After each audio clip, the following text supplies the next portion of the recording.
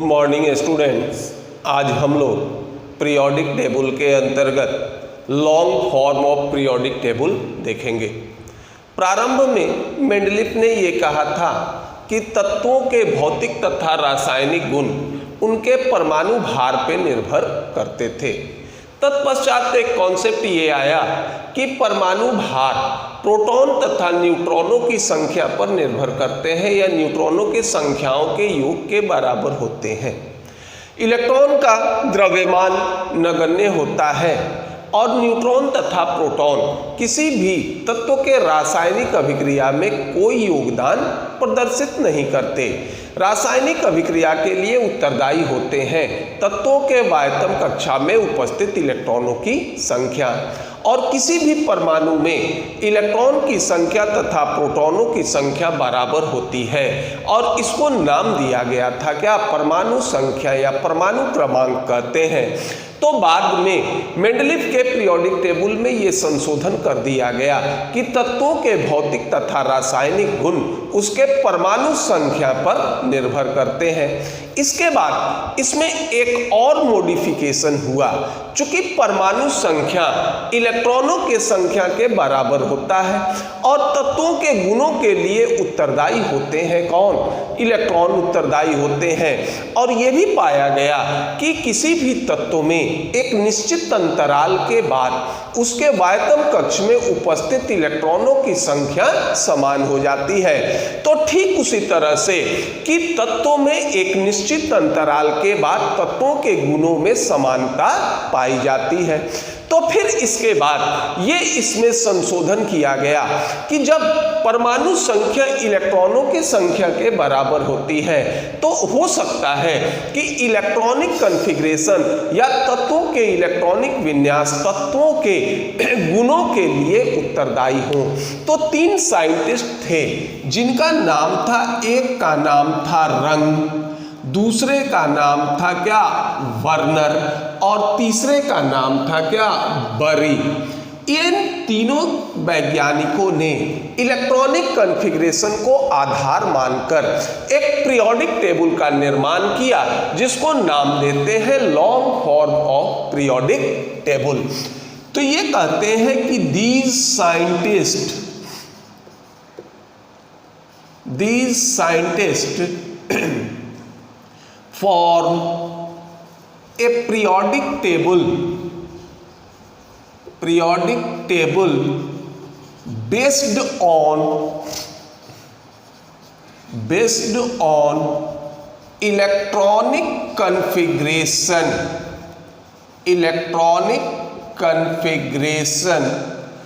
of elements. Such periodic table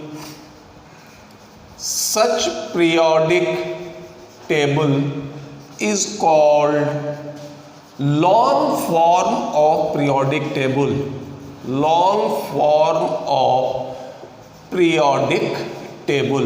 इसको हम long form of periodic table कहते हैं, या इसका दूसरा नाम होता है बोर्स पीरियोडिक टेबल भी कहते हैं। इसको नाम देते हो बोर्स पीरियोडिक टेबल भी इसको कहते हैं। और बोर्स पीरियोडिक टेबल कहने का कारण ये होता है कि बोर के द्वारा प्रस्तुत इलेक्ट्रॉनों के विवरण या इलेक्ट्रॉनिक कॉन्फ़िगरेशन को आधार मानकर ये टेबल बनाया गया था, इसलिए हम इसको बोर्स पीरियोडिक टेबल भी कहते हैं। हम लोग इसके पहले वाले वीडियो में जिसमें का नाम था मॉडर्न पीरियोडिक टेबल, तो मॉडर्न पीरियोडिक टेबल और long form of periodic table अगर आप इसको देखते हैं तो दोनों में कोई अंतर नहीं था। जैसे मान लीजिए आपने याद करो मॉडर्न पीरियोडिक टेबल में, जैसे मान लीजिए सपोज कीजिए ये आपका ग्रुप 1 था और ये आपका क्या था, मान लो ये ग्रुप 2 था। तो ग्रुप 1 में यहाँ था ये hydrogen, lithium, sodium, potassium, rubidium, caesium, यहाँ पर था कॉपर, सिल्वर, गोल्ड। ठीक उसी तरह ये थे beryllium, magnesium, calcium, strontium, barium, यहाँ पर ये था जिंक, कैडमियम और मरकरी, इस तरह की स्थिति थी। अब सिर्फ long form of periodic table में ये ए सब ग्रुप था, ये बी सब ग्रुप था, ये ए हो गया और ये बी हो गया, यानी इसके बीच हम एक लकीर खींच देते हैं और ये हो गया क्या, सब ग्रुप ए और सब group B. Modern periodic table में एक ही पर्टिकुलर कॉलम में बाईं ओर सब ग्रुप ए होते थे और दाहिनी ओर आपके क्या होते थे, सब ग्रुप बी होते हैं। लेकिन long form of periodic table में दोनों को अलग अलग कर दिया गया, दोनों के स्थान को बदल दिया गया, लेकिन इनमें स्थित एलिमेंट में किसी की संख्या में कोई परिवर्तन नहीं हुआ। अब अगर मान लो इसमें तुलना करते हैं तो long form of periodic table में ये मान लीजिए ये है long form of periodic table. इसमें देखिए, इसमें ये होता है ग्रुप की संख्या कितनी थी, 18 का मतलब, ग्रुप का मतलब है वर्टिकल कॉलम, यानी long form of periodic table में 18 हमारे वर्टिकल कॉलम थे और पीरियड की संख्या क्या थी, पीरियड की संख्या 7 थी। दूसरा हमने ये कहा था इसके पहले जो हमने मॉडर्न पीरियोडिक टेबल पढ़े थे, तो याद कीजिए मॉडर्न पीरियोडिक टेबल में याद करो ग्रुप कितने थे, ग्रुप हमारे थे कितने, 9 और पीरियड हमारा कितना था, 7। तो चलो पीरियड तो मॉडर्न पीरियोडिक टेबल में भी 7 थे और long form of the periodic table में भी 7 थे। लेकिन देखो हमने ये कहा है कि दोनों में कोई परिवर्तन नहीं है। याद कीजिए हमने कहा था ग्रुप 1 to 7, इसको सब ग्रुप 2 भाग में डिवाइड किए थे, एक था सब ग्रुप ए और दूसरा था सब ग्रुप बी। इसको 2 भाग में डिवाइड किए, एक हो गया सब ग्रुप ए और दूसरा हो गया सब ग्रुप बी। देखो ये हो गए कितने, 7 दूनी 14 वर्टिकल कॉलम हो गए। इसके बाद हमने ये भी कहा था, ये कहा था कि ग्रुप 8 इसमें क्या थे, 3 एलिमेंट, इसमें जो होंगे ये क्या थे, 3 एलिमेंट्स एक साथ थे। तो ये हो गए कितने, ये हो गए 3, तो 14 और 3 17 और एक था जिसमें सारे इनर्ट गैस रखे गए थे, ये था हमारा क्या, 0 ग्रुप। और इस तरह से देखिए 14 + 3 + 1 और वर्टिकल कॉलम हो गए कितने, इसमें भी वर्टिकल कॉलम कितने हो गए, 18। यही इसमें क्या होगा, चेंज होगा, ना तो किसी तत्वों के पोजीशन में चेंज है, किसी भी तरह का कोई चेंज नहीं है। यही हमारा long form of periodic table होता है, इसी को हम लोग बोर्स पीरियोडिक टेबल भी कहते हैं। अब ये है कि जब मान लो ये पीरियोडिक टेबल इलेक्ट्रॉनिक कॉन्फ़िगरेशन पर आधारित है, इसका सीधा मतलब है कि तत्वों के गुणों के लिए उत्तरदायी क्या हो गए, इलेक्ट्रॉनिक कॉन्फ़िगरेशन। हमने ये भी देखा था कि एक निश्चित अंतराल के बाद तत्वों के गुण समान हो जाते थे, और ये भी जानते हैं कि एक निश्चित अंतराल के बाद तत्वों के वायतम कक्ष में उपस्थित इलेक्ट्रॉनों की संख्या समान हो जाती है। और यही कारण होता है क्या, पीरियोडिसिटी का, यानी जब तत्वों के वायतम कक्ष में इलेक्ट्रॉनों की संख्या समान हो जाएगी तो इनके गुण समान हो जाएंगे, और ये इंटरवल क्या होता था, निश्चित होता था। और इसी तरह से अगर तत्वों को हम अरेंज करें तो एक निश्चित अंतराल के बाद इनके गुण समान हो जाते हैं। तो जब इलेक्ट्रॉनिक कॉन्फ़िगरेशन के आधार पर तत्वों को सजाया गया तो इसका सीधा मतलब है कि आवर्त सारणी में तत्वों के स्थान और इलेक्ट्रॉनिक कॉन्फ़िगरेशन इनके मध्य कुछ न कुछ संबंध अवश्य होगा। तो अगर हम लोग ये संबंध ज्ञात कर लें कि इलेक्ट्रॉनिक कॉन्फ़िगरेशन और position in periodic table of element इनके बीच क्या संबंध है, तो हम क्या कर सकते हैं, इलेक्ट्रॉनिक कॉन्फ़िगरेशन के आधार आधार पर तत्वों का स्थान आवर्त सारणी में बता सकते हैं। लेकिन इसके पहले हम लोग ये देखते हैं, एक इसका खाका खींचते हैं, यानी long form of periodic table का स्ट्रक्चर क्या होगा और जिसमें जो ग्रुप में एलिमेंट होंगे। चूंकि ये इलेक्ट्रॉनिक कॉन्फ़िगरेशन पर बेस है तो प्रत्येक ग्रुप ऑफ एलिमेंट के इलेक्ट्रॉनिक कॉन्फ़िगरेशन ये इसके कैरेक्टरिस्टिक होंगे। तो पहले इसको नोट डाउन कर लीजिए। अब एक पीरियोडिक टेबल का हम लोग खाका खींचते हैं, इसमें हम लोग सारे एलिमेंट को इंडिकेट नहीं करेंगे, सिर्फ इसका एक स्केच या ये कहो कि इसका हम लोग स्ट्रक्चर बनाते हैं। जैसे मान लीजिए ये हो गया ग्रुप और ये हो गया, यहाँ कर लो पीरियड, ये हो गए पीरियड। ठीक, सबसे पहला तो चीज ये था कि इसमें दो बड़े बड़े ग्रुप थे। एक ग्रुप ये हो गया, एक ग्रुप ये हो गया। इसके बाद 10 छोटे छोटे ग्रुप थे। 1, ये हो गया 2, ये हो गया 3, ये हो गया आपका 4, ये हो गया 5, ये हो गए 6, ये हो गए 7, ये हो गए 8, ये हो गए 9, ये हो गए 10। इसके बाद 10 छोटे छोटे ग्रुप थे और इसके बाद आपके 6 बड़े बड़े ग्रुप होंगे। 1, ये हो गया आपका 2, ये हो गया आपका 3, ये हो गया आपका 4, ये हो गया 5, ये हो गया 6। इसके बाद पीरियोडिक टेबल में नीचे के तरफ 2 सेपरेट हॉरिजेंटल कॉलम थे। इस तरह से 2 सेपरेट हॉरिजेंटल कॉलम थे। ये 14 भाग में बटे थे, ये 14 भाग में बटे थे।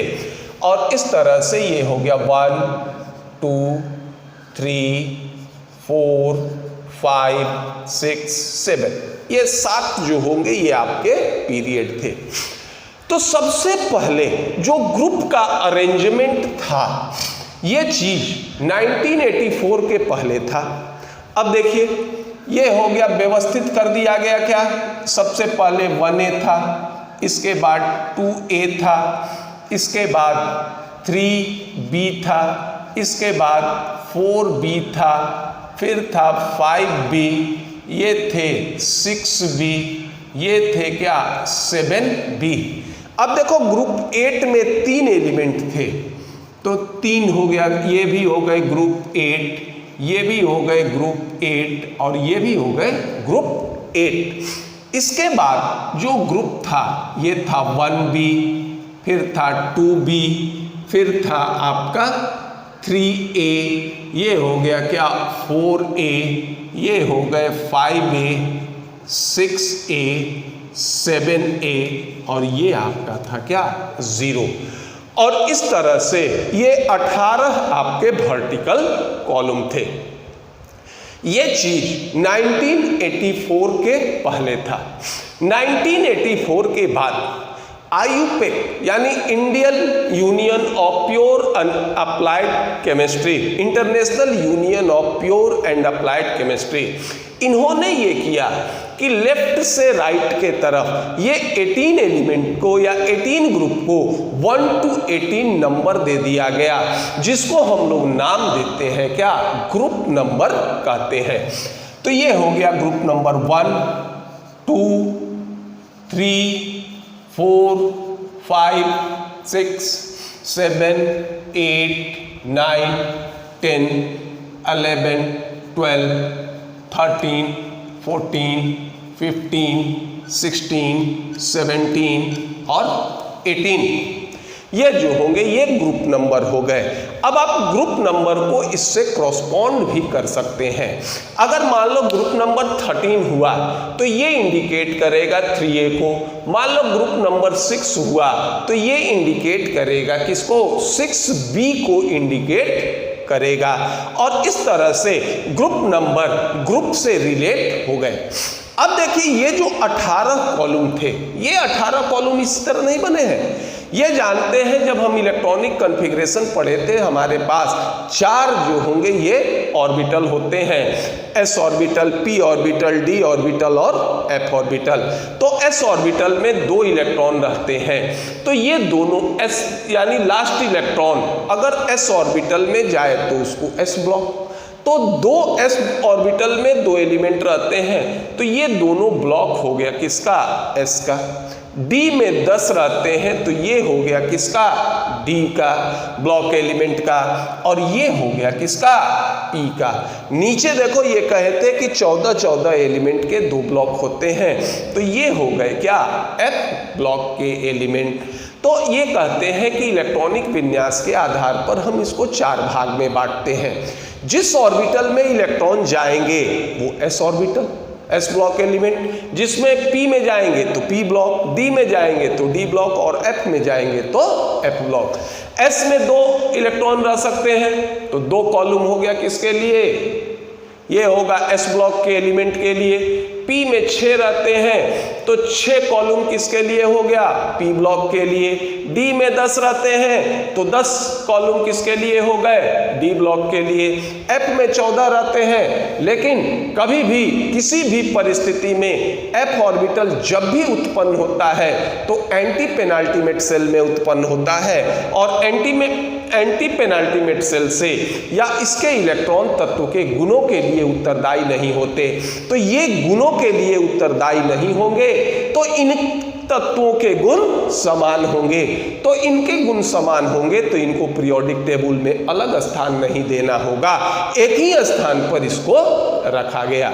तो अब अलग अलग ग्रुप के इलेक्ट्रॉनिक कॉन्फ़िगरेशन अलग अलग होंगे। ये देखो s का है तो अगर ये हो जाएगा ns1 और ये हो जाएगा ns2, जहां n हमारा नंबर ऑफ आउटर ऑर्बिट को इंडिकेट करेगा, यानी s ऑर्बिटल में अगर 1 इलेक्ट्रॉन हो या 2 इलेक्ट्रॉन हो तो ये हमारे क्या होंगे, s ब्लॉक एलिमेंट, और 1 इलेक्ट्रॉन होगा तो कहाँ जाएगा, 1a में जाएगा, और 2 होंगे तो ये जाएंगे क्या, ये 2a में।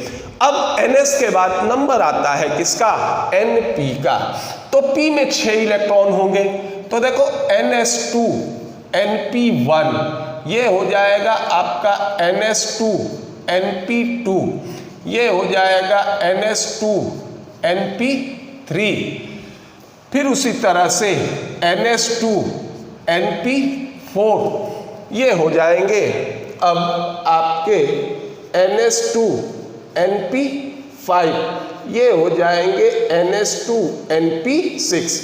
तो अगर ns2 np1 होगा तो 3a, ns2 np2 होगा तो 4a, ns2 np3 होगा तो 5a, ns2 np4 होगा तो 6a, ns2 np5 होगा तो 7a, और ns2 np6 होगा तो कितना, 0 ग्रुप। अब देखिए अब d में जाएगा तो d ऑर्बिटल हमेशा कहाँ ओरिजिनेट होता है, एंटी पेनाल्टीमेट सेल में, क्योंकि किसी भी तत्व के वायतम कक्ष में 8 से अधिक इलेक्ट्रॉन नहीं हो सकते। तो वायतम कक्ष में या तो s होगा ऑर्बिटल या फिर p ऑर्बिटल, वायतम कक्ष में कभी d ऑर्बिटल नहीं होगा। तो ये हो जाएगा इस तरह से, n-1 में हमेशा d आएगा, तो n-1 d1 ns2, इसका हो जाएगा n-1 d2 ns2, ये हो जाएगा n-1 d3 ns2। ये जानते हैं कि d में 4 और 9 इलेक्ट्रॉन नहीं होंगे, तो ये होगा n-1 d5 ns2, ये हो जाएगा n-1 d5, नहीं ये 2 नहीं होगा, ये 1 होगा, और ये हो जाएंगे ns2, ये होगा n-1 d6 NH2, ये हो जाएंगे N-1 D7 NH2, N-1 D8 NH2, N-1, देखिए D9 नहीं होगा, D10 हो जाएगा NH1, और ये होगा N-1 D10 NH2। ये प्रत्येक ग्रुप के ये क्या होंगे, जनरल कॉन्फ़िगरेशन होंगे। अगर ये कॉन्फ़िगरेशन होगा तो एलिमेंट कहाँ आएगा, 5B में, और इसका ग्रुप नंबर क्या हो जाएगा, 5। अब देखिए इसकी स्थिति क्या है, तो हमेशा f orbital anti penultimate cell में आएगा। तो देखिए ये जो नीचे होता है इसको एक को नाम देते हैं क्या, लैंथेनाइड्स कहते हैं, दूसरे को नाम देते हैं क्या, एक्टिनाइड्स कहते हैं। इसका देखिए N-2 F 1 to 14, देखो लास्ट इलेक्ट्रॉन इसी में भरेगा। इसके पहले N-1 D 0 to 1, और ये हो जाएगा NS2। तो N अगर हमारा अल्टीमेट सेल होता है तो N-1 पेनाल्टीमेट होगा और N-2 हो जाएंगे क्या, एंटी पेनाल्टीमेट। तो या तो N या अल्टीमेट सेल या बहुत होगा तो पेनाल्टीमेट सेल का d ऑर्बिटल यही वैलेंस इलेक्ट्रॉन में कंसीडर होता है, लेकिन N-2 यानी anti penultimate cell valence electron में कभी कंसीडर नहीं होते। तो इसमें अगर इलेक्ट्रॉन भरता है तो ये तत्वों के गुणों के लिए उत्तरदायी नहीं होते, और जब ये गुणों के लिए उत्तरदायी नहीं होंगे तो आवर्त सारणी में इनको अलग नहीं रखा जा सकता, इसलिए इनको पीरियोडिक टेबल में नीचे कर दिया गया। तो अगर मान लो n का मान आप 6 रखते हैं तो ये कॉन्फ़िगरेशन हो जाएगा किसका, लैंथेनाइड्स का, और N-2 F 1 to 14, दूसरा होगा N-1 D 0 to 1, और NS2, और N का मान अगर 7 रखोगे तो ये हो जाएंगे आपके क्या, ये हो जाएंगे एक्टिनाइड्स का जनरल फॉर्मूला होगा। अब देखिए ये दोनों था क्या, S ब्लॉक एलिमेंट। अब इस दोनों को अगर हम मिला दें तो ये लिख सकते हैं, ये हो गया आपका S ब्लॉक एलिमेंट, और S ब्लॉक एलिमेंट का जनरल कॉन्फ़िगरेशन होगा NS1 to NS2 हो जाएगा। अब ये देखिए ये सारे हो गए क्या आपके, ये सारे हो गए आपके P ब्लॉक एलिमेंट, ये हो गए P ब्लॉक एलिमेंट्स। अब देखो P ब्लॉक एलिमेंट का जनरल कॉन्फ़िगरेशन लिखोगे तो n ऑर्बिट के s ऑर्बिटल में 2 इलेक्ट्रॉन सब में है, P में क्या होगा 1 से लेकर 6 इलेक्ट्रॉन, तो ये होगा Np1 to 6, ये हो जाएगा आपका P ऑर्बिटल का जनरल कॉन्फ़िगरेशन। अब मान लो ये 10 हो गए किसके, D के लिए, ये 10 जो होगा ये हो गया D के लिए। अब सबको जोड़ो तो देखो NS ऑर्बिटल में सब में 2 इलेक्ट्रॉन, कुछ में जो होगा ये 1, तो ये हो गया NS1 to 2, और D कितना है N-1 D 1 to 10, और ये हो गया D ब्लॉक एलिमेंट का सामान्य या जनरल कॉन्फ़िगरेशन, ये हो गया F ब्लॉक एलिमेंट का क्या होगा, ये जनरल कॉन्फ़िगरेशन। तो इस तरह से हम प्रत्येक ग्रुप का जनरल कॉन्फ़िगरेशन बता सकते हैं। अब करते हैं क्या, अब तो ये भी कहे थे कि अगर ये एलिमेंट इलेक्ट्रॉनिक कॉन्फ़िगरेशन के आधार पर व्यवस्थित है तो ठीक है, इलेक्ट्रॉनिक कॉन्फ़िगरेशन के आधार पर व्यवस्थित है तो इलेक्ट्रॉनिक कॉन्फ़िगरेशन देखकर हम पोजीशन बता सकते हैं। अब तो हमको ये मिल गया कि अगर ये कॉन्फ़िगरेशन होगा तो एलिमेंट 3B या ग्रुप नंबर 3 होगा। हम एलिमेंट का इलेक्ट्रॉनिक कॉन्फ़िगरेशन लिखेंगे, ये अगर मिल गया तो सीधा कहेंगे कि ग्रुप 3B में जाएगा। अगर मान लो ये कॉन्फ़िगरेशन आ गया तो कहेंगे कि ग्रुप 4A में जाएगा या फिर ग्रुप नंबर 14 में जाएगा।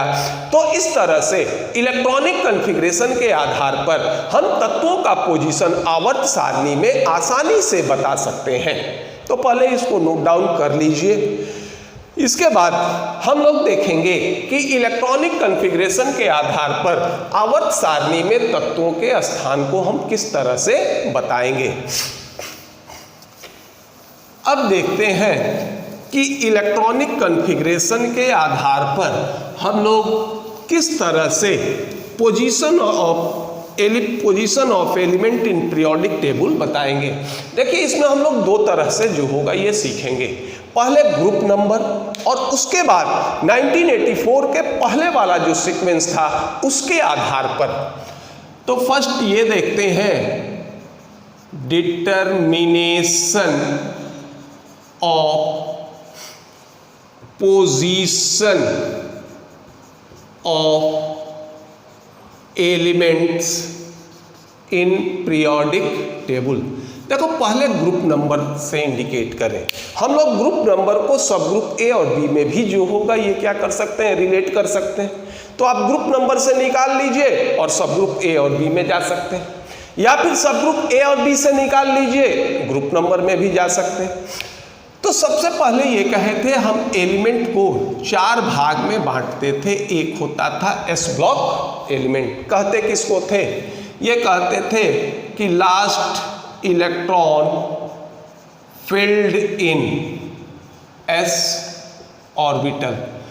इसके लिए देखिए किस तरह से हम जनरल कॉन्फ़िगरेशन निकालते हैं। अगर मान लो ये हमारा ग्रुप किसको इंडिकेट करेगा, तो देखो जैसे ही इलेक्ट्रॉनिक कॉन्फ़िगरेशन लिखोगे ये तुमको पता चल जाएगा कि इलेक्ट्रॉन एस में भरा लास्ट इलेक्ट्रॉन, या पी में भरा, या डी में भरा। तो ये होता है कि ग्रुप कितने के बराबर होगा, number of electron present in NS orbital. NS orbital, N होता है outermost orbit. NS orbital में जितने इलेक्ट्रॉन होंगे वो ग्रुप को बताएंगे। पीरियड क्या होगा, ये हो जाएगा principal quantum number, principal quantum number of NS orbital.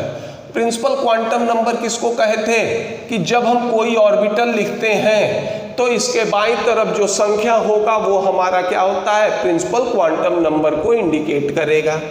As for example देख लो, ये हो गया पोटासियम एटॉमिक नंबर हो गया 19, कॉन्फ़िगरेशन होगा 1s2 2s2 2p6 3s2 3p6, ये हो जाएगा 4s1, ये हो गया 2 2 4 6 10 2 12 6 18 1 19, ये हो गया देखिए एस ऑर्बिटल, आउटर ऑर्बिट हो गया एस, इसके आउटर सेल्स में इलेक्ट्रॉन हो गए कितने, 1। तो ये तो हो गए, ये हो गया क्या, ग्रुप नंबर 1। पीरियड क्या हो जाएगा, आउटर ऑर्बिटल हो गया 4s, इसका प्रिंसिपल क्वांटम नंबर हो गया 4, तो इसका पीरियड हो गया क्या, 4। और इस तरह से ये कह सकते हैं कि fourth period first group number 1 होगा किसका, पोटेशियम का। मान लो हम ये ले लेते हैं, इसके बाद ये ले लेते हैं मैग्नीशियम ले लो, ये हो गया 12, कॉन्फ़िगरेशन हो जाएगा 1s2 2s2 2p6 3s2। देखिए फिर लास्ट इलेक्ट्रॉन कहाँ गया, ये s ऑर्बिटल में भरा। तो जब लास्ट इलेक्ट्रॉन s ऑर्बिटल में भरता है तो फिर उस स्थिति में क्या करते हैं, ns ऑर्बिटल का इलेक्ट्रॉन ग्रुप को बताएगा। तो ns ऑर्बिटल में कितने इलेक्ट्रॉन है, 2, तो इसका ग्रुप कितना हो गया, इसका देखो ग्रुप हो गया क्या, 2, ठीक, ग्रुप हो गया 2 या ग्रुप नंबर हो गया 2, और सबसे आउटर ऑर्बिटल हो गया कितना, 3s, इसका प्रिंसिपल क्वांटम नंबर हो गया क्या, 3, तो ये पीरियड हो गए क्या, 3rd। और इस तरह से हम लोग इसका पोजीशन बता सकते हैं। दूसरा ये हो सकता है, जैसे मान लीजिए ये होगा पी ब्लॉक एलिमेंट्स, तो पी ब्लॉक एलिमेंट में अब हम अगर ग्रुप को इंडिकेट करें तो 10 plus number of electron present in NS orbital and NP orbital orbital, या फिर अगर ns ऑर्बिटल और np ऑर्बिटल, और s को अगर हटा दो तो या ये भी यूज कर सकते हो 12 प्लस ये हो जाएगा number of electron present in p orbital in np orbital. Period क्या हो जाएंगे, पीरियड हो जाएगा principal quantum number of outer orbital, outer orbital में ns और np। देखो यहाँ 10 किए तो s में 2 इलेक्ट्रॉन था तो 2 इसको इंक्लूड कर दिए, और s हटा दिए तो s के इलेक्ट्रॉन को इसमें जोड़ लिए। दोनों में से कोई यूज कर सकते हो। अब जैसे मान लीजिए एग्जाम्पल हम लोग ले लेते हैं, क्लोरीन मान लो ये हो गया 17, कॉन्फ़िगरेशन लिखो ये हो गया 1s2 2s2 2p6 3s2 3p5। अब देखिए लास्ट इलेक्ट्रॉन गया किसमें, p में, ठीक, p ब्लॉक एलिमेंट हो गया। p में क्या था 10 plus number of electron present in s और p 10, s में कितना हो गया 2, p में कितना हो गया 5, ये हो गए आपके किसके 17 ग्रुप नंबर इसका कितना होगा 17। और पीरियड देखो ये क्या हो जाएगा, सबसे आउटर ऑर्बिटल क्या है, ये हमारा क्या होता है सबसे आउटर ऑर्बिटल हो जाएगा क्या np, ये जो होगा np तो या 3p, इसका प्रिंसिपल क्वांटम नंबर हो गया 3। तो क्लोरीन का पीरियोडिक टेबल में पोजीशन होगा थर्ड पीरियड ग्रुप 17 के सदस्य होंगे। चलो एक और देख लेते हैं। अब देखो, अब मान लो अगर 10-12 पे चलते हैं तो ये 12 पे चलोगे तो ये दोनों इंक्लूड कर लेंगे, 12 और प्लस 5 ये हो गया 17। अब मान लीजिए सपोज कीजिए हम आते हैं टिन एटॉमिक नंबर 50, कॉन्फ़िगरेशन हो जाएगा देखो 1s2 2s2 2p6 3s2 3p6 4s2 3d10 4p6, ये होगा 5s2 4d10 और 5p2। ये देखिए ये हो गया 50, लास्ट इलेक्ट्रॉन किसमें भरा p में, तो अब लास्ट इलेक्ट्रॉन p में भरा तो p ब्लॉक एलिमेंट। अब देखिए ग्रुप निकालो 10 प्लस ns में कितना 2, np में कितना 2, तो ये 2 प्लस 2 ये हो गया कितना, ग्रुप हो गया 14। पीरियड क्या हो जाएंगे, पीरियड देखो कितना हो जाएगा पीरियड की अगर बात करोगे तो ये हो गया क्या तुम्हारा सबसे आउटर ऑर्बिटल हो गया क्या 5p, इसका प्रिंसिपल क्वांटम नंबर हो गया 5, तो इसके पीरियड क्या हो गए, ये हो गए 5। इस तरह से टिन का पोजीशन आवर्त सारणी में होगा ग्रुप 14, पीरियड 5th के ये सदस्य होंगे। तो अगर अंतिम इलेक्ट्रॉन s ऑर्बिटल में भरता है या अंतिम इलेक्ट्रॉन p ऑर्बिटल में भरता है तो हम इस तरह से पोजीशन इसका काउंट कर सकते हैं। तो पहले इसको नोट डाउन कर लीजिए, फिर देखते हैं कि अगर इलेक्ट्रॉन d ऑर्बिटल में भरेगा तो हम किस तरह से इसका पोजीशन बताएंगे। अब मान लो ये आते हैं d में, तो तीसरा ये हो जाएगा, ये होगा d block element. D block element में हमने क्या कहा था, सीधा कहा था कि last electron filled in D orbital, last electron D orbital में भरेगा तो हम कहेंगे क्या इसको डी ब्लॉक एलिमेंट। अब देखिए ग्रुप ये होगा n-1d प्लस ns इलेक्ट्रॉन, या ऐसे लिखो number of electron present in n-1d and ns orbital. देखो यहाँ पर n-1d और ns ऑर्बिटल, इस दोनों में जो इलेक्ट्रॉन होंगे ये बताएंगे ग्रुप को। और फिर पीरियड तो हमारा वही होगा, पीरियड में कोई चेंज नहीं है, ये होगा principal quantum number of outer orbital. जो सबसे बाहरी ऑर्बिटल होगा इसके प्रिंसिपल क्वांटम नंबर को हम पीरियड कहेंगे। अब जैसे मान लो एग्जाम्पल लेते हैं, ये मान लो Fe26, ये हो गया आपका, इसको अगर कॉन्फ़िगरेशन लिखोगे तो ये हो जाएगा 1s2 2s2 2p6 3s2 3p6 4s2 और ये हो गया 3d6। अब देखिए आउटर s ऑर्बिटल क्या हो गया, ये हमारा ns हो गया, n का मान 4 तो n-1 क्या हो गया 3, तो n-1d में कितना 6 और ns में कितना 2, तो इस तरह से इसका ग्रुप हो गया कितना 8।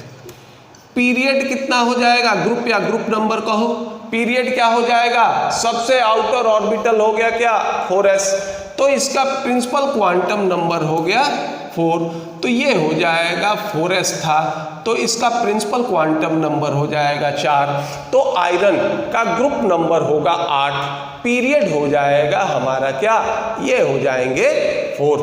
इसके बाद अगर तुम चाहो तो ये मान लो ये होता है वेनेडियम, एटॉमिक नंबर हो गया कितना 23, ये लिखो ये हो गया 1s2 2s2 2p6 3s2 3p6, ये हो गया 4s2 3d3।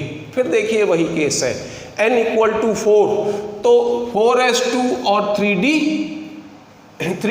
ये हो गया क्या हमारा, ये बैलेंस ग्रुप हो गया कितना 4s में 2 इलेक्ट्रॉन और ये हो गया 3d में 3, ये हो गया ग्रुप हो गया क्या 5th।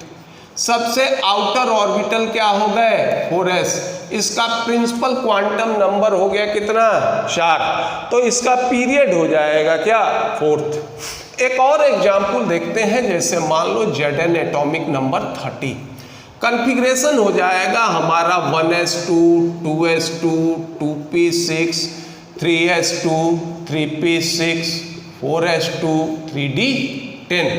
अब देखिए ns और n-1d, ये देखिए इसका ग्रुप हो जाएगा क्या, इसका ग्रुप हो जाएगा 2 + 10, ये हो गया कितना, इसका जिंक का ग्रुप नंबर हो जाएगा 12।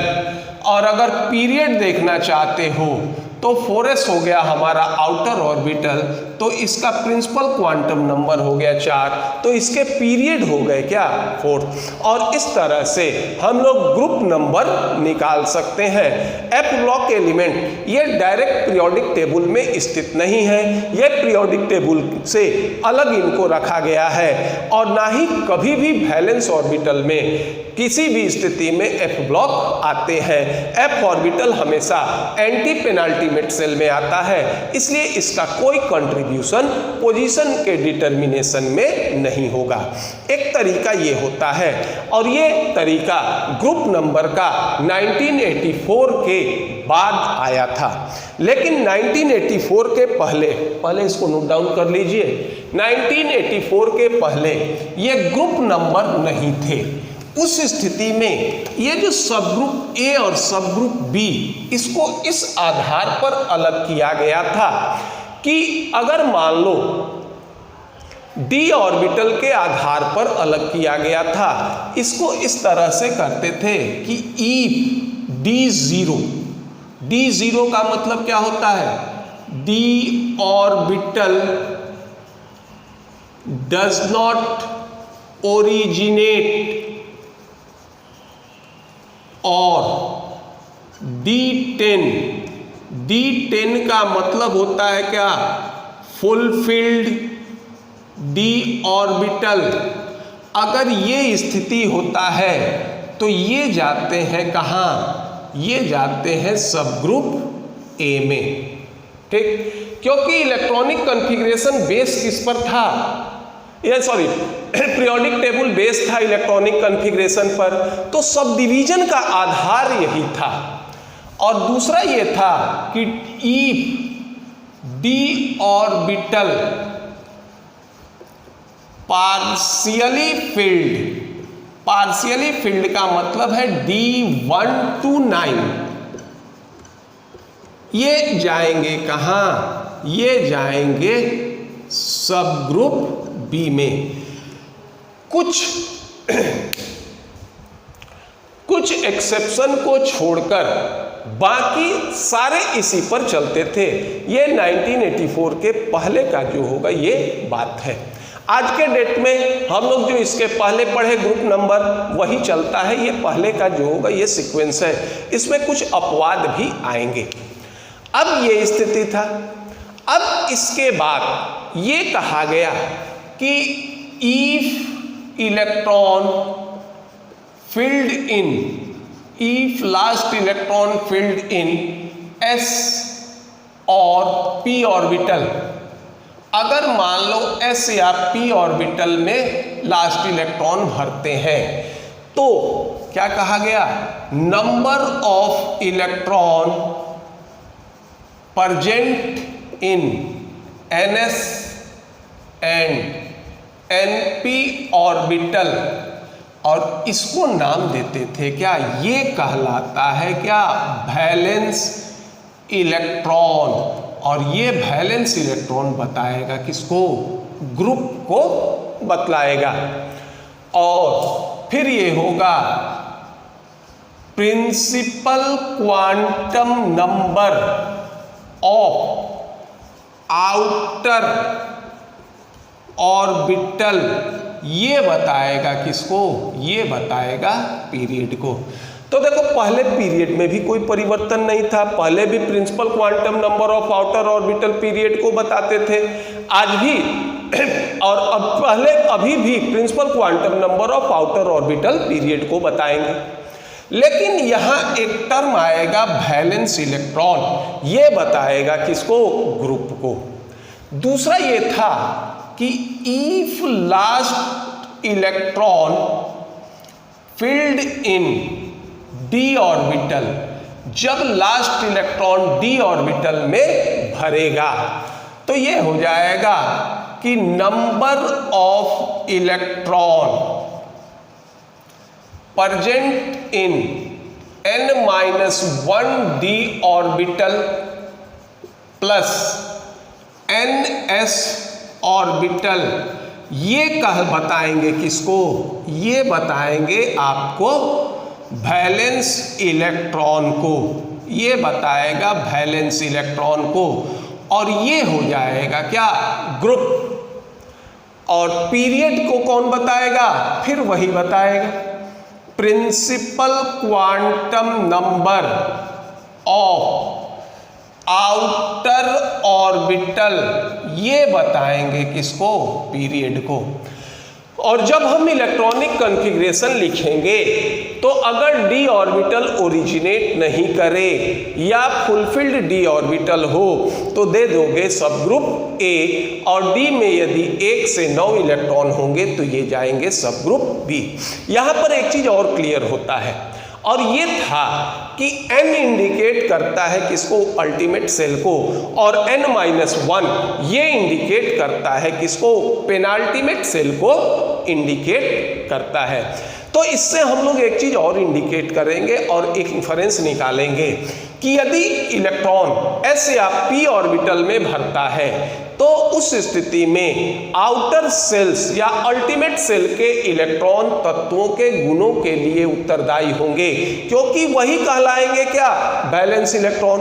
और अगर अंतिम इलेक्ट्रॉन डी ऑर्बिटल में भरता है तो अल्टीमेट सेल और पेनाल्टीमेट सेल दोनों के इलेक्ट्रॉन वैलेंस इलेक्ट्रॉन कहलाते हैं, यानी पेनाल्टीमेट सेल के इलेक्ट्रॉन भी तत्वों के गुणों के लिए उत्तरदायी होंगे। तो किसी भी परिस्थिति में s और ब्लॉक और p ब्लॉक एलिमेंट के जो केमिस्ट्री होते हैं ये कंप्लीट d ब्लॉक एलिमेंट के केमिस्ट्री से अलग होंगे। अगर मान लो s और p ब्लॉक एलिमेंट के केमिस्ट्री में अगर d ब्लॉक का केमिस्ट्री हमको इंक्लूड करना है तो पेनाल्टीमेट सेल के कंट्रीब्यूशन को क्या करेंगे, उसमें ऐड करेंगे, तब जाकर कोई भी प्रॉपर्टीज जो एस या पी ब्लॉक एलिमेंट पर एप्लीकेबल होता है वो डी ब्लॉक एलिमेंट पर एप्लीकेबल होगा। और अगर लास्ट इलेक्ट्रॉन एफ ऑर्बिटल में भरेगा तो इसका तो कोई जरूरत ही नहीं है, क्योंकि वो वैलेंस इलेक्ट्रॉन में कंसीडर नहीं करेंगे और वो तत्वों के गुणों के लिए उत्तरदायी नहीं होते हैं, इसलिए इनको पीरियोडिक टेबल से ये हम क्या करते हैं, एफ ब्लॉक एलिमेंट को बाहर निकाल देते हैं। अब जरा इसके एग्जाम्पल को देख लेते हैं। जैसे मान लो हो गया सोडियम, एटॉमिक नंबर हो गया कितना 11, कॉन्फ़िगरेशन हो जाएगा 1s2 2s2 2p6 3s1। देखिए लास्ट इलेक्ट्रॉन भरा किसमें, s ऑर्बिटल में, तो जब s ऑर्बिटल में भरेगा तो ये क्या होगा, ns का इलेक्ट्रॉन वैलेंस इलेक्ट्रॉन कहलाएगा। इसके वैलेंस इलेक्ट्रॉन ऑर्बिटल या वैलेंस इलेक्ट्रॉन की संख्या कितनी हो गई, 1, तो इसका ग्रुप हो गया कितना 1। अब देखो डी ऑर्बिटल ओरिजिनेट नहीं कर रहा है, सब ग्रुप हो गया क्या A, सबसे आउटर ऑर्बिटल क्या हो गया 3s, तो इसका प्रिंसिपल क्वांटम नंबर हो गया 3, तो sodium group 1a third period का सदस्य होगा। अब मान लीजिए इसके बाद चलिए मान लो हम आ जाते हैं Mn मैग्नीज, एटॉमिक नंबर कितना होगा 25। अब इसका कॉन्फ़िगरेशन देखो, ये हो गया 1s2 2s2 2p6 3s2 3p6 4s2 और ये हो जाएंगे 3d5। अब देखिए लास्ट इलेक्ट्रॉन कहाँ भरा, d ऑर्बिटल में भरा, तो जब लास्ट इलेक्ट्रॉन d ऑर्बिटल में भरेगा तो n-1d और ns हो गया हमारा क्या 4s और 3d, तो 5 और 2 7, तो देखो इसका ग्रुप हो गया कितना 7। अब देखिए यहाँ पर d ऑर्बिटल पार्शियली फिल्ड है, 5 इलेक्ट्रॉन है, तो सब ग्रुप हो गए क्या इसके B, और पीरियड देखो तो आउटर ऑर्बिटल हो गया क्या 4s, तो इसका प्रिंसिपल क्वांटम नंबर हो गया 4। तो आवर्त सारणी में मैग्नीज ग्रुप 7b और 4th पीरियड का सदस्य होगा। इसके बाद चलो मान लो हम ले आते हैं सल्फर, एटॉमिक नंबर 16, कॉन्फ़िगरेशन होगा 1s2 2s2 2p6, ये होगा 3s2 और ये हो जाएगा 2 2 4 6 10 2 12 3p4।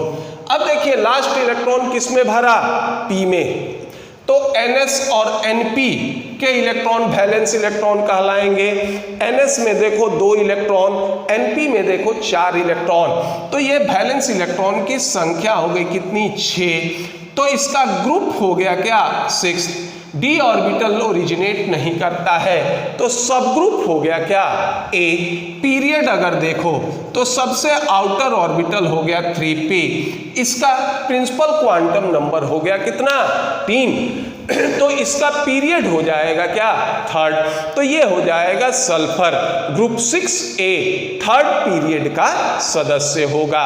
इसमें मैंने ये कहा था कि इसमें कुछ अपवाद भी होते हैं, तो पहले इसको नोट डाउन कर लीजिए।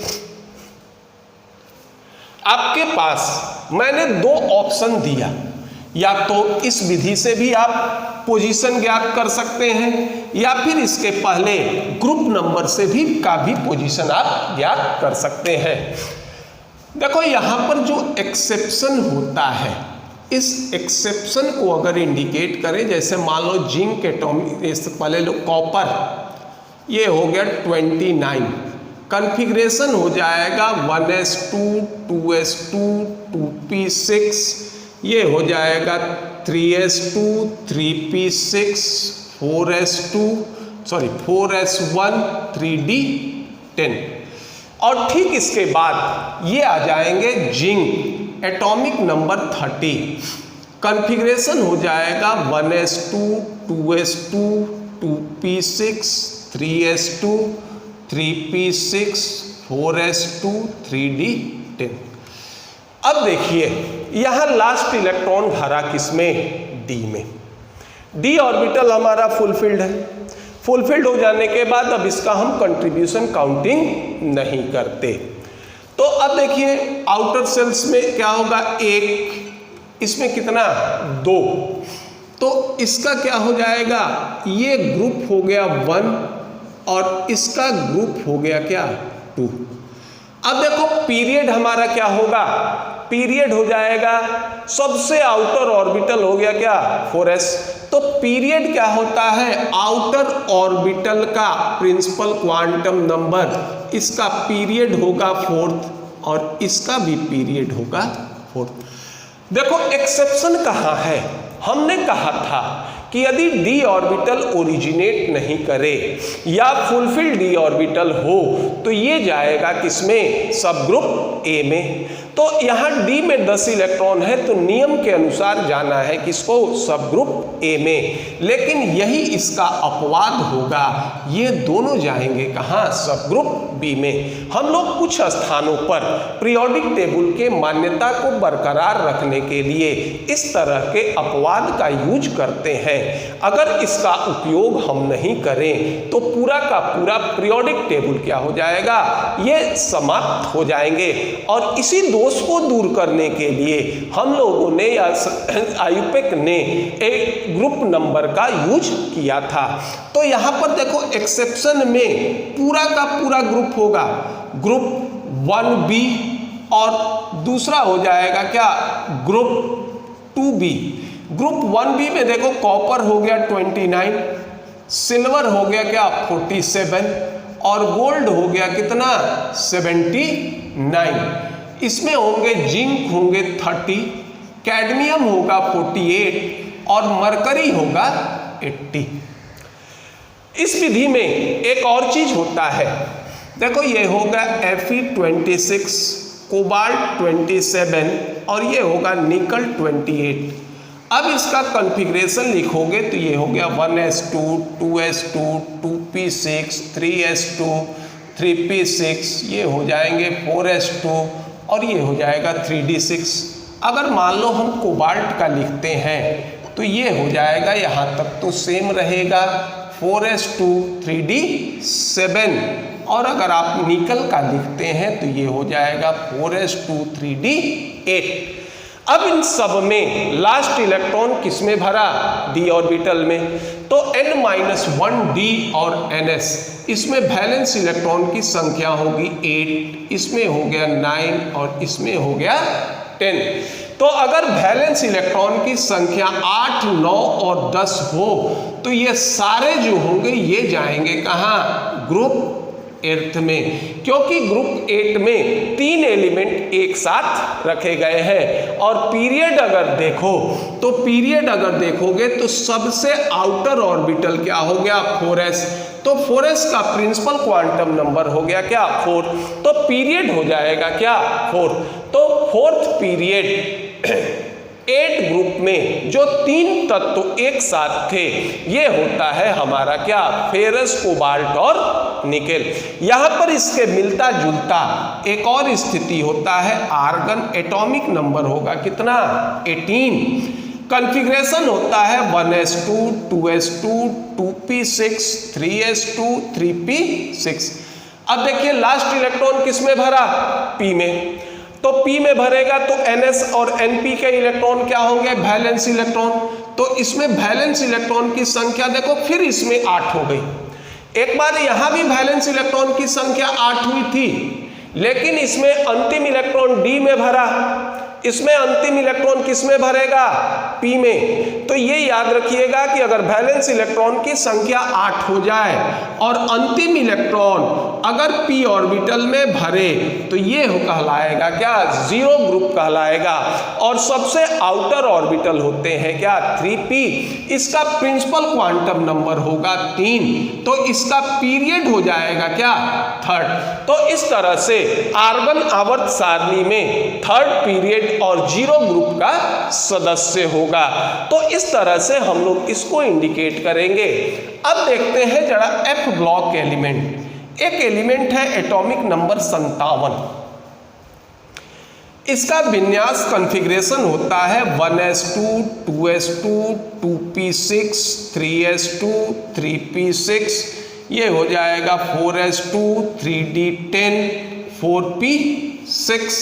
ये हो जाएगा 5s2 4d10 5p6 5p6 1s2 2s2 2p6 3s2 3p6 4s2 3d10 4p6 5s2 4d10 5p6 ये होगा 6s2 4f0 और 5d1। ये होता है हमारा कॉन्फ़िगरेशन। देखिए ये जो कॉन्फ़िगरेशन लैंथेनम का है, ये कॉन्फ़िगरेशन क्या होता है, ये एक्सेप्शन होता है। 4f की एनर्जी कम होती है, 5d की एनर्जी अधिक होगी। लेकिन एटॉमिक नंबर 57 पर 5d की एनर्जी कम होती है, 4f की एनर्जी इससे अधिक होगी। तो इलेक्ट्रॉन हमारा जाएगा कहाँ, 5d में, 4f में नहीं जाएगा। तो अब इसका ग्रुप अगर तुम देखो निकालो, तो ग्रुप अगर निकालोगे तो क्या आएगा, ग्रुप अगर निकालोगे तो लास्ट इलेक्ट्रॉन d में भरा, तो ये क्या होगा Bn-1d और ns, इसके इलेक्ट्रॉन क्या कहलाएंगे, वैलेंस इलेक्ट्रॉन। तो 2 और 1 3, तो इसका ग्रुप हो गया क्या, थर्ड। d ऑर्बिटल देखिए पार्शियली फिल्ड है, 1 इलेक्ट्रॉन है, तो सब ग्रुप हो गया b। और इसका पीरियड देखो, आउटर ऑर्बिटल हो गए क्या 6s, तो इसका प्रिंसिपल क्वांटम नंबर हो गया 6। तो lanthanum group 3b 6th period का सदस्य होगा।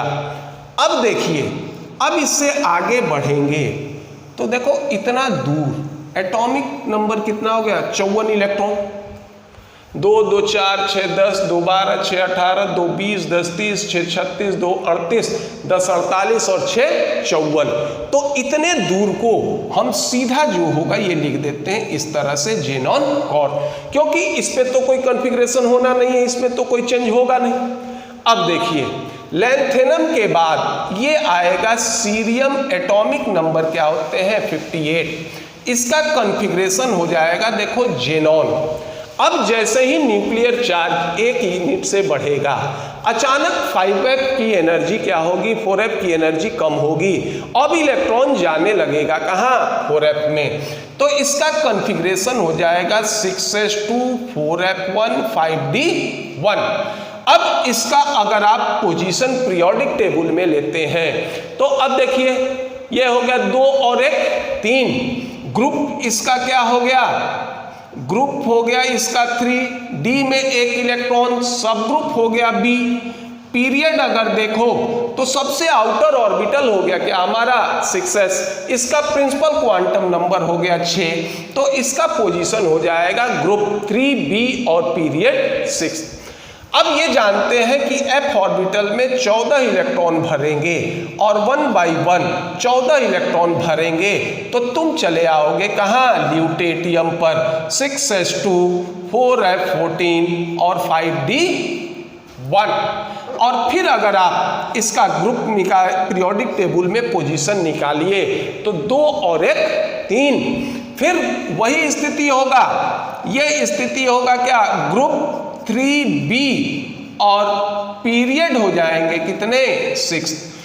तो इस तरह से हम लोग ये देखते हैं कि लैंथेनम 57 से लेकर 57 से लेकर ल्यूटेटियम कहाँ 71 तक 15 एलिमेंट का स्थान आवर्त सारणी में एक ही है, और ये है ग्रुप 3b और 6 पीरियड।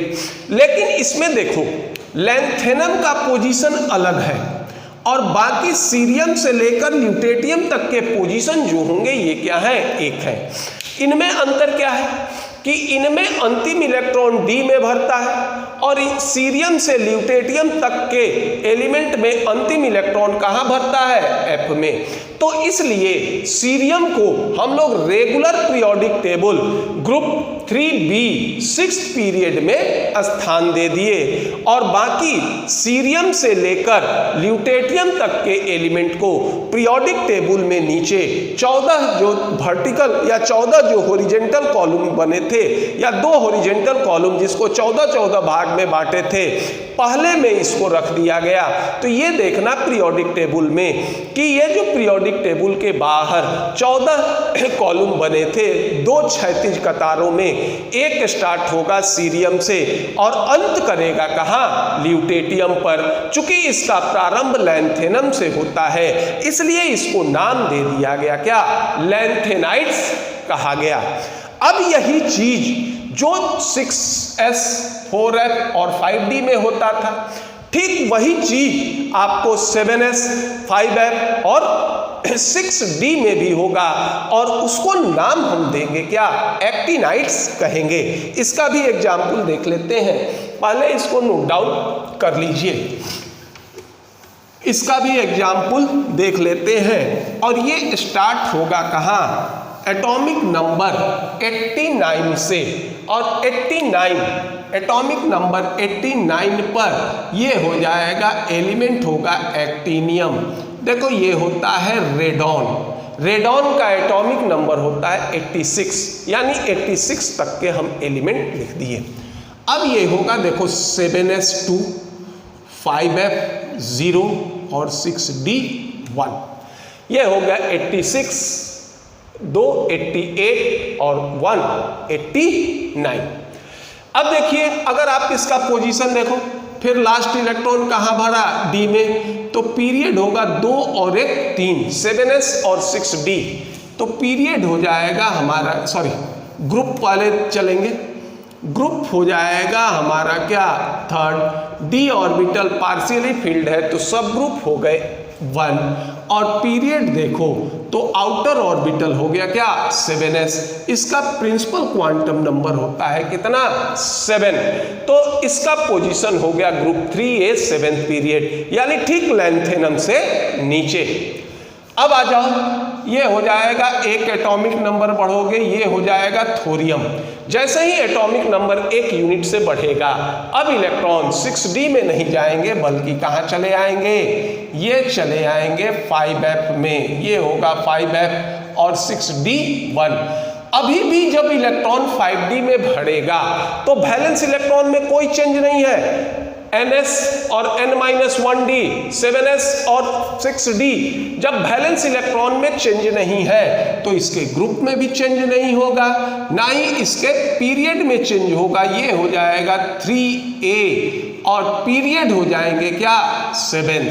और इस तरह से 1 बाई 1 एक एक इलेक्ट्रॉन भर 14 इलेक्ट्रॉन भरेंगे 5f में, और ये हो जाएगा 103, एटॉमिक नंबर हो जाएगा 103, और एलिमेंट का नाम होगा लॉरेंशियम, ये होगा 7s2 5f 14, और ये हो जाएंगे आपके 6d 1। अगर इनका पोजीशन देखो तो ये पोजीशन हो जाएंगे क्या, ये भी होगा ग्रुप 3a और पीरियड हो जाएगा क्या, 7। और इस तरह से एटॉमिक नंबर 89 से लेकर 103 यानी एक्टिनियम से लेकर लॉरेंशियम तक के एलिमेंट पीरियोडिक टेबल में एक स्थान पर रखे गए हैं। अंतर यह है कि एक्टिनियम में लास्ट इलेक्ट्रॉन डी ऑर्बिटल में भरता है तो ये डी ब्लॉक एलिमेंट होंगे, और थोरियम से लॉरेंशियम तक अंतिम इलेक्ट्रॉन एफ ऑर्बिटल में भरता है तो ये एफ ब्लॉक एलिमेंट कहलाएंगे। तो एक्टिनियम को रेगुलर पीरियोडिक टेबल में स्थान दे दिया गया और थोरियम से लेकर लॉरेंशियम तक आवर्त सारणी में नीचे के तरफ दूसरे कॉलम में रख दिया गया। चूंकि इसका प्रारंभ एक्टिनियम से होता है इसलिए इसको नाम दिया गया क्या, एक्टिनाइड्स का दिया गया। और इस तरह से पीरियोडिक टेबल में जितने भी एलिमेंट थे सबका हम लोग इलेक्ट्रॉनिक कॉन्फ़िगरेशन के आधार पर हम पोजीशन बता सकते हैं। अब इनके डिमेरिट और मेरिट, इनका जो डिमेरिट था, जो मॉडर्न पीरियोडिक टेबल के डिमेरिट थे, वो डिमेरिट, वो सारे के सारे डिमेरिट इसमें भी उपस्थित हैं। कोई भी ऐसा डिमेरिट नहीं है जिनका सॉल्यूशन या ये कहिए कि जिनका निराकरण इस long form of periodic table में हुआ। वो सारे के डिमेरिट यहाँ भी है। पोजीशन ऑफ हाइड्रोजन यहाँ भी है, डायगोनल रिलेशनशिप इसमें भी उपस्थित है। 8th ग्रुप में देखो 3 एलिमेंट इसमें भी एक साथ रखे गए हैं। लैंथेनाइड और एक्टिनाइड्स को इसमें भी पीरियोडिक टेबल से बाहर रखा गया है। पीरियोडिक टेबल के डिमेरिट में कहीं कोई परिवर्तन नहीं है। और ये कहा गया कि अगर ये डिमेरिट पीरियोडिक टेबल की आवश्यक बुराइयां हैं। यदि ये नहीं होंगे तो पीरियोडिक टेबल का निर्माण संभव नहीं है। और इस तरह से इन डिमेरिट के साथ पीरियोडिक टेबल का निर्माण रहा। हाँ, एक चीज अवश्य ये था कि ये जो डिमेरिट थे इनका कारण क्या था या ये क्यों ऐसा हुआ, इसका एक्सप्लेनेशन कर दिया गया, इसकी व्याख्या कर दी गई। और इसके बाद ये भी देखा गया या ये भी कहा जाता है कि अगर ये पीरियोडिक टेबल का स्वरूप है तो आज जो पीरियोडिक टेबल में डिमेरिट है वो डिमेरिट अवश्य होंगे। अगर पीरियोडिक टेबल में के इस स्वरूप में इन डिमेरिटों का समाधान संभव नहीं है, हो सकता है कि आने वाले भविष्य में कभी इन डिमेरिट का अगर समाधान होता है तो इसका मतलब ये है कि ये तभी संभव होगा जब पीरियोडिक टेबल के स्वरूप में परिवर्तन कर दिया जाए। अगर स्वरूप परिवर्तित नहीं होगा तो पीरियोडिक टेबल के ये डिमेरिट हमेशा इसी के साथ बने रहेंगे। विगत 400 सालों से ये डिमेरिट पहले भी यही थे और आज भी जो होंगे ये डिमेरिट पीरियोडिक टेबल के साथ उपस्थित है। तो ये आपका long form of periodic table होगा। यदि आपको ये वीडियो पसंद आए तो लाइक कीजिए, सब्सक्राइब कीजिए। धन्यवाद।